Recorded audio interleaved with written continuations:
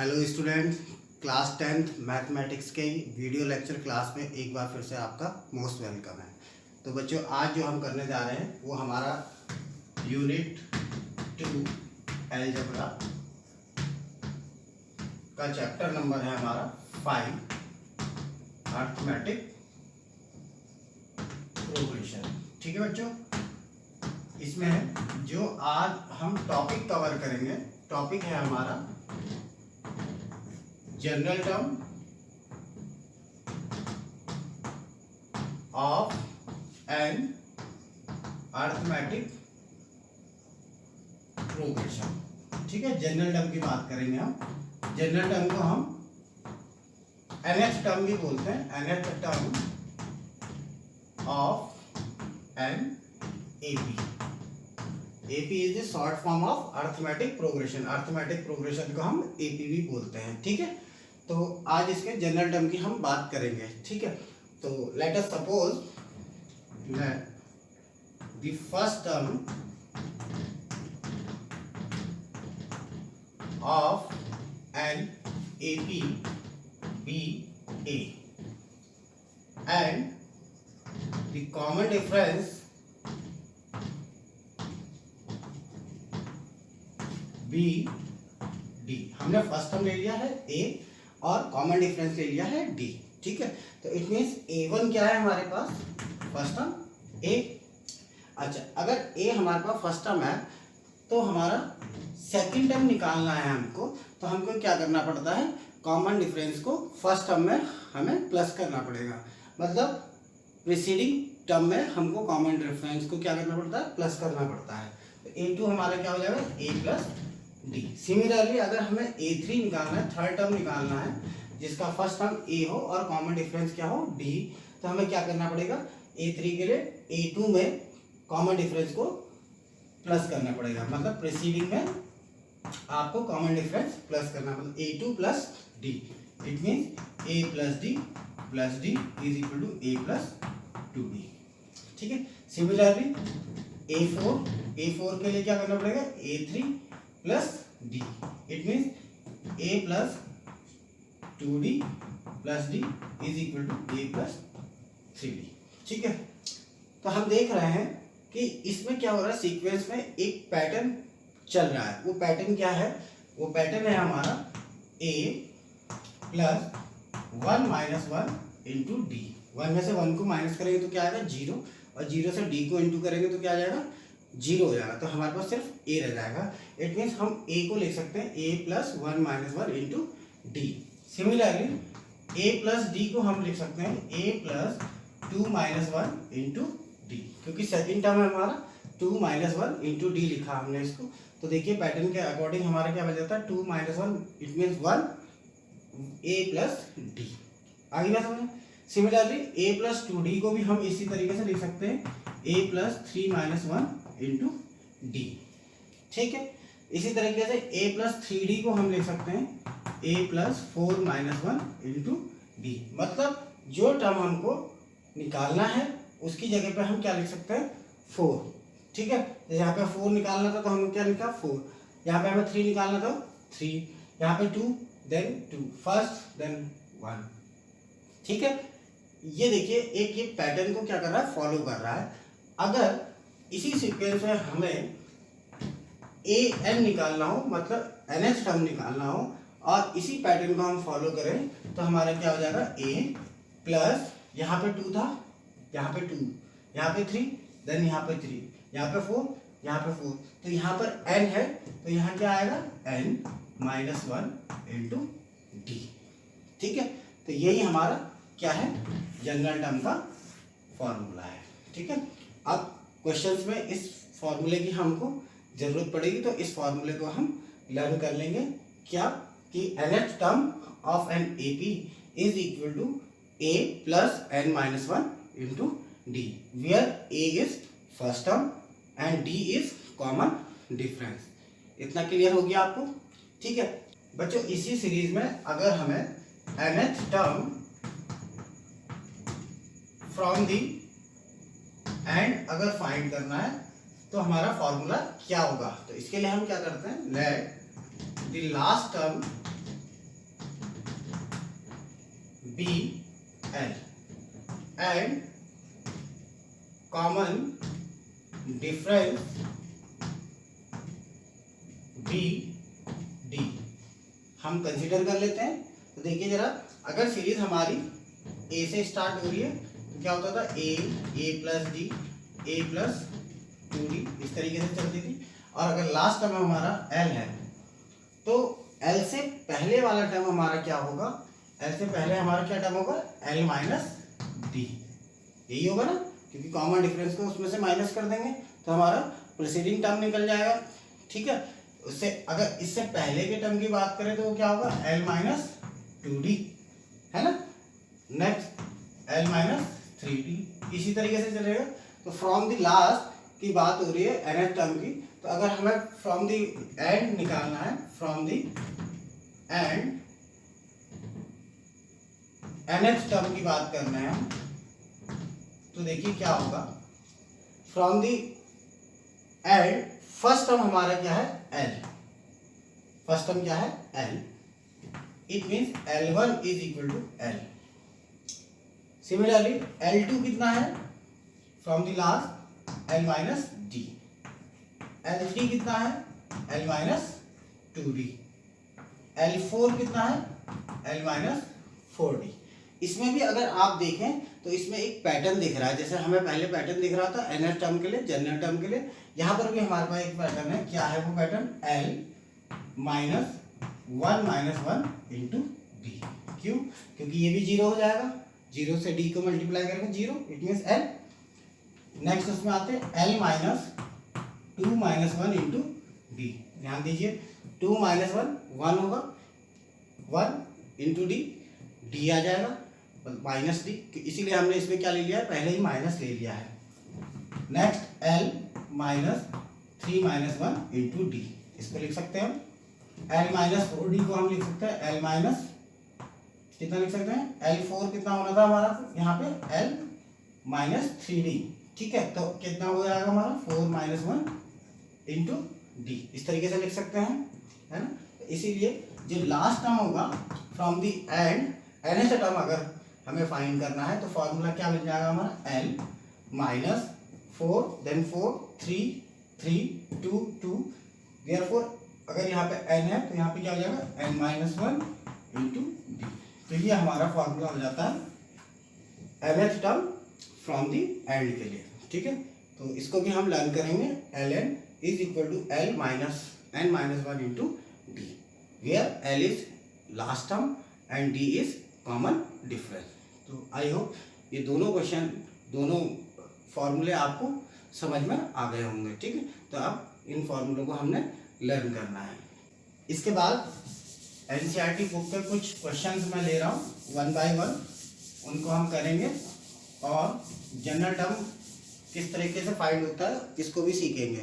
तो first question जो मैं लेने जा रहा हूँ वो है, find the 30th term of the AP 3 8 13 18 dash dash dash. ठीक है, तो क्वेश्चन में हमें फाइंड करना है 13th term of the AP 3 8 13 18 dash dash dash के लिए। तो सबसे पहले हम क्या करेंगे, सीक्वेंस को लिख लेंगे, गिवन AP, गिवन AP है हमारे पास 3 8 13 18। इसमें देखते हैं फर्स्ट टर्म क्या है हमारे पास, फर्स्ट टर्म है हमारे पास 3, कॉमन डिफरेंस D फाइंड करना पड़ेगा। कैसे होगा फाइंड, सेकंड में से फर्स्ट टर्म को माइनस करेंगे तो 8 minus 3 is equal to 5। Now general term का formula, general term of an AP AN is equal to A plus n minus 1 into D, ये फॉर्मूला था हमारा। अब हम इसमें A की जगह पे वैल्यू पुट कर देते हैं। A की वैल्यू हमारी कितनी है, 3। n मीन जो टर्म हमको फाइंड करना है, हमें कौन सा टर्म फाइंड करना है, 30th। तो हम यहाँ लिख लेंगे n की वैल्यू क्या है हमारे पास, 30 है, तो 30 माइनस 1 इंटू डी। सॉल्व करते हैं इसे, 3 प्लस 29 इंटू 5, 3 प्लस 5 9 या 45, 5 to the 10, 145, it means 148. So the 30th term of the AP 3, 8, 13, 18 is 148. ठीक है, तो लिख लेंगे आप therefore the 30th term of given AP is 148. ठीक है, नेक्स्ट क्वेश्चन लेने जा रहा हूं मैं। इसके बाद क्वेश्चन है find the 31st term of an AP whose 11th term, find the 31st term of an AP whose 11th term is 38 and the 16th term is 73। अब इस क्वेश्चन में आप देख रहे हैं कि हमको 11th टर्म 38 और 16th टर्म 73 गिवन है। हमको फाइंड क्या करना है, 31st टर्म फाइंड करना है। ठीक है, तो इस तरह के क्वेश्चंस को कैसे करते हैं हम देखते हैं। लेट, सबसे पहले हम कंसीडर करते हैं, let the first term of the AP be A and the common difference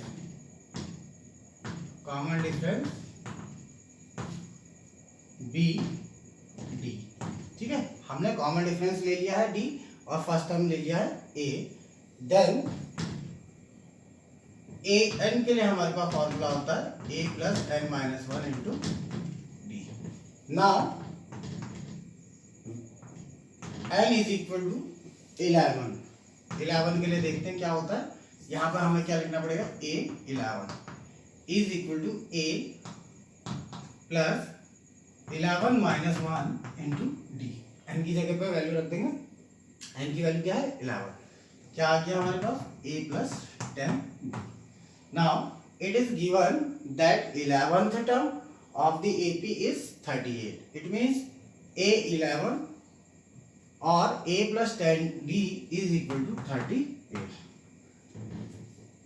ये हमारी फर्स्ट इक्वेशन हो जाएगी। ठीक है, again when n is equal to 16, जब हमारे पास n की वैल्यू क्या हो 16, मतलब 16th टर्म क्या है 73 है। It means A 16 is equal to A plus n minus 1 into D।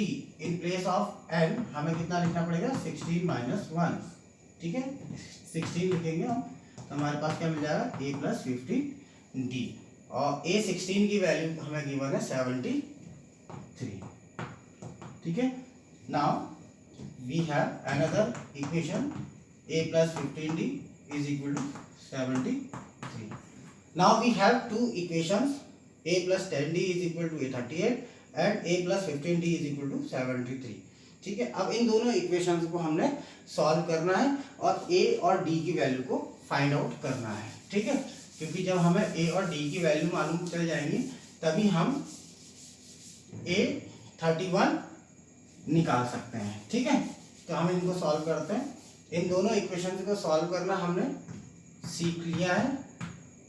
हम इसमें कोई सा भी एक मेथड जो है हमारा सब्स्टिट्यूशन, एलिमिनेशन, क्रॉस मल्टीप्लिकेशन, ठीक है, इन मेथड्स में कोई सा भी एक मेथड हम इसमें अप्लाई कर सकते हैं। ठीक है, तो मैं यहाँ पे एलिमिनेशन मेथड लेने जा रहा हूँ। ठीक है, एलिमिनेशन मेथड में क्या होता था हमारा, हम कोफिशिएंट देखते थे तो यहाँ पर कोफिशिएंट ए के जो है वो इक्वल है और दोनों प्लस में है, तो हमें क्या करना पड़ेगा, इक्वेशन फर्स्ट में से सेकंड को क्या करना पड़ेगा, सब्सट्रैक्ट करना पड़ेगा। तो यहाँ लिख लेंगे आप सब्सट्रैक्टिंग इक्वेशन 1 बाय इक्वेशन 2।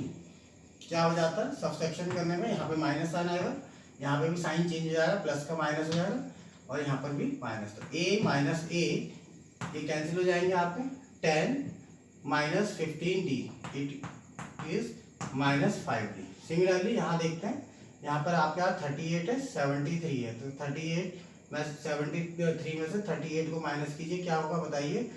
ठीक है, कितना होगा 5 एंड कितना हो जाएगा हमारे पास 35। ठीक है, minus now d is equal to minus 35 upon minus 5 7 जा 35 9। Now the value of d is 7। d की वैल्यू कितनी आ गई 7। इसको करेंगे put this value in equation 1। Equation 1 में d की वैल्यू को रखते हैं हम। देखिए क्या होता है, a plus 10 into 7 38। It means a plus 70 is equal to 38. Therefore a is equal to 38 minus 70। कितना हो जाएगा ये 2 3 minus 32। Now we have the value of a and d। हमारे पास a और d दोनों की वैल्यू मिल गई है हमें। a है हमारे पास माइनस 32 एंड d है हमारे पास 7। ठीक है, नाउ A31 कितना हो जाएगा हमारा। तो A31 के लिए क्या फॉर्मूला होगा, जनरल टर्म का फॉर्मूला क्या था हमारा, a plus N minus 1 into d. तो यहाँ पे क्या जाएगा a plus N minus 1 into d, it means a plus 30d। ठीक है, अब a की जगह पे हम a की वैल्यू रख लेंगे माइनस 32 और d की जगह पे d की वैल्यू। सॉल्व करते हैं इसको, 7 3 जा 21। सॉल्व कर लेते हैं इसको। सॉल्व करने पे क्या होगा देखिए 8।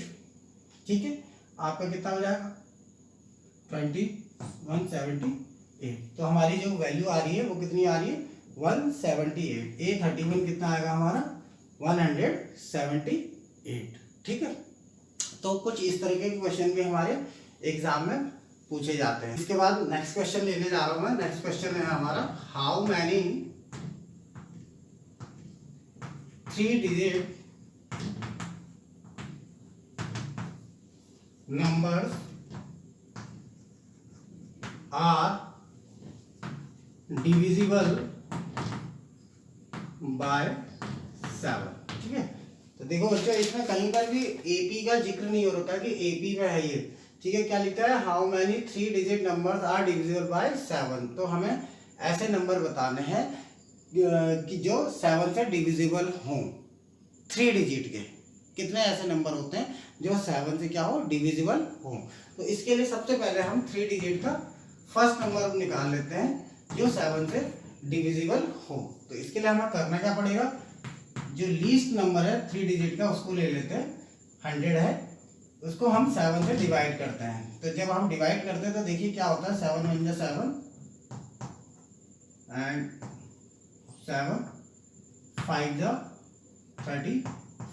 कहने का मतलब है कि अगर इस 30 की जगह पे 35 होता तो ये पूरा कैंसिल आउट हो जाता है ना।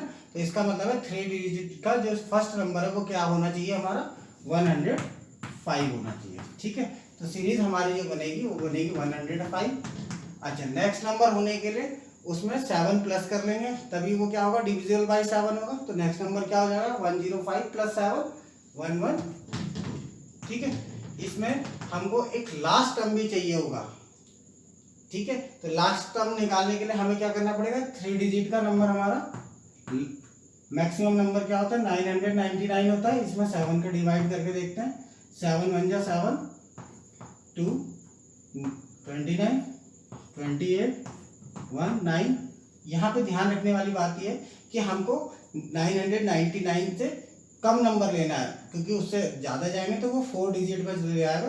तो यहाँ पे डिवाइड जो है 7 2 जा 14, मतलब इस नंबर से हमको 5 माइनस करना है और वही क्या होगा लास्ट नंबर होगा। मतलब कहने का है 994 हमारा 3 डिजिट का ऐसा नंबर होगा जो सबसे मैक्सिमम होगा।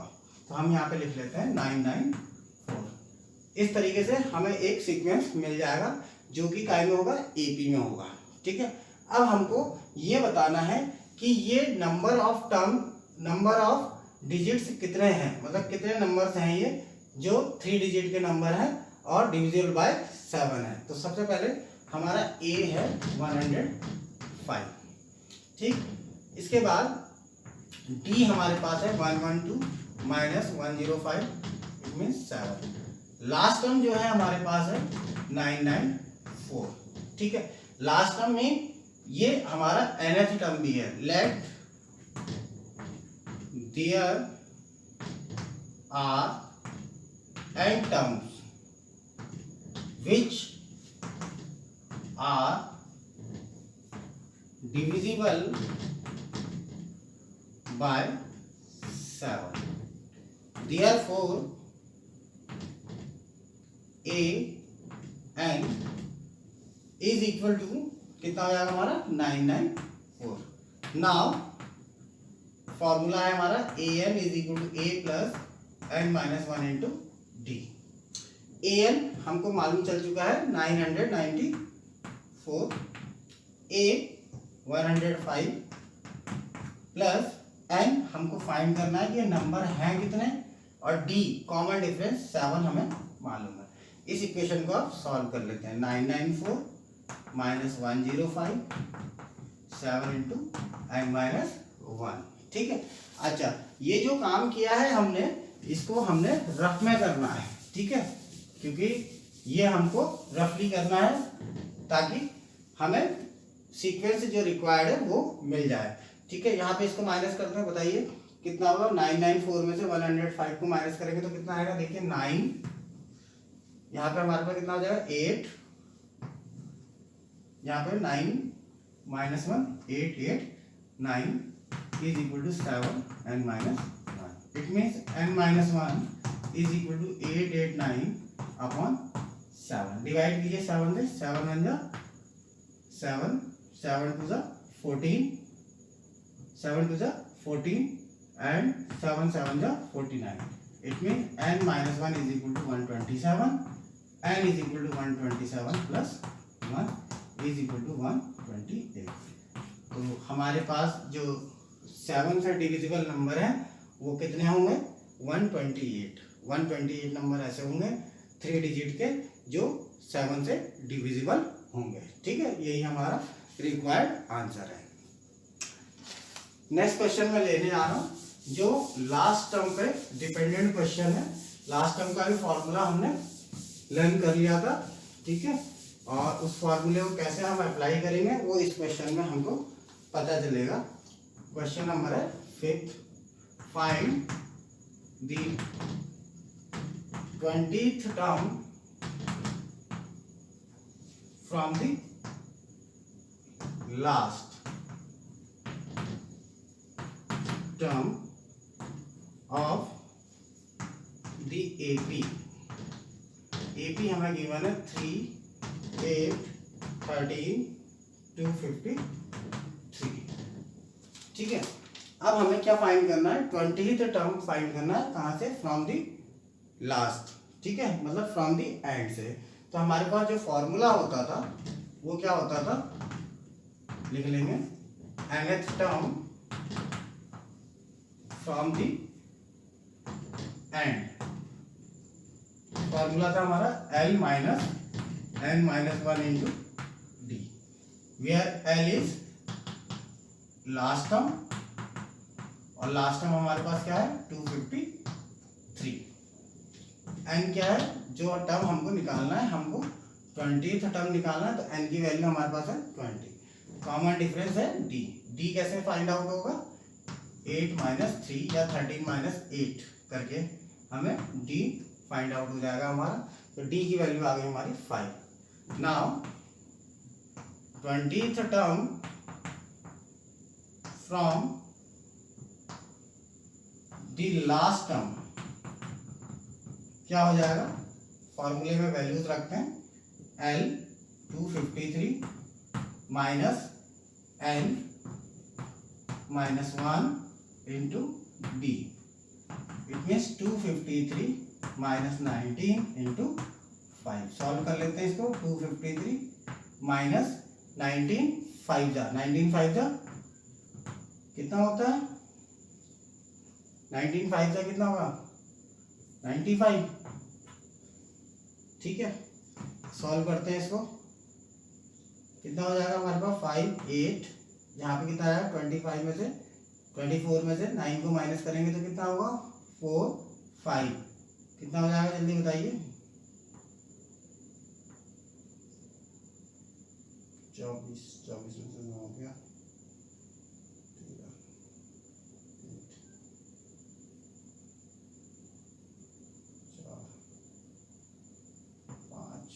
158। So the answer is 158। 20th term क्या होगा हमारा from the last? 158।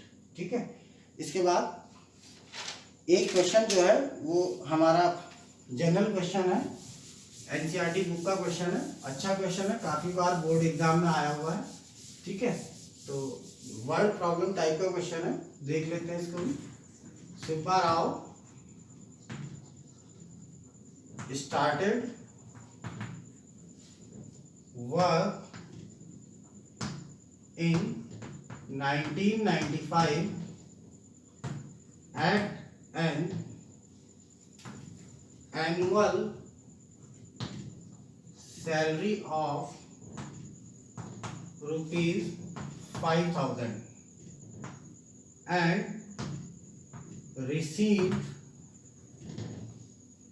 an increment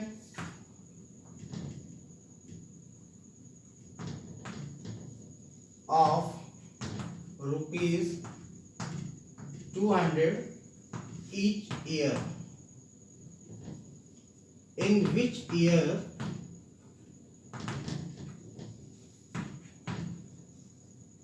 did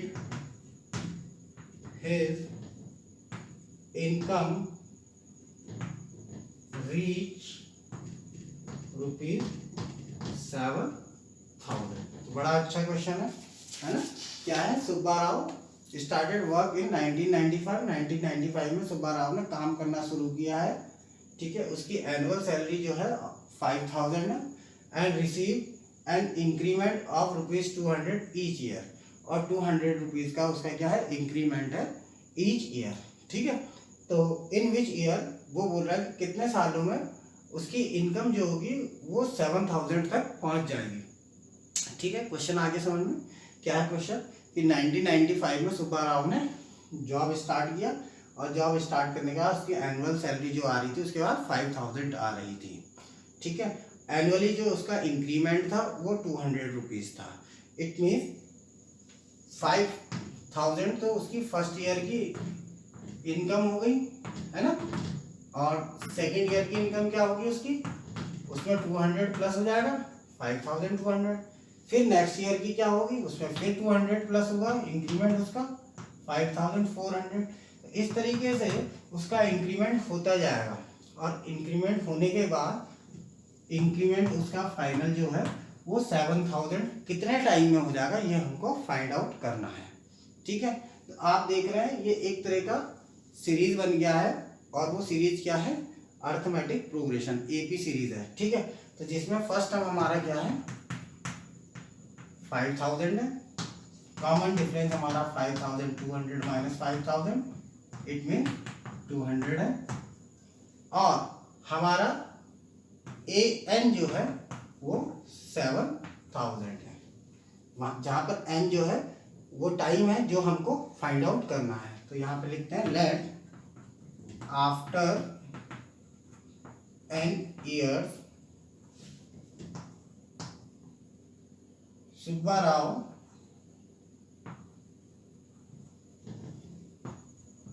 get annual salary ₹7,000। ठीक है, एनुअल सैलरी है इसकी, annual salary 7,000। thus an is equal to a plus n minus 1 into d।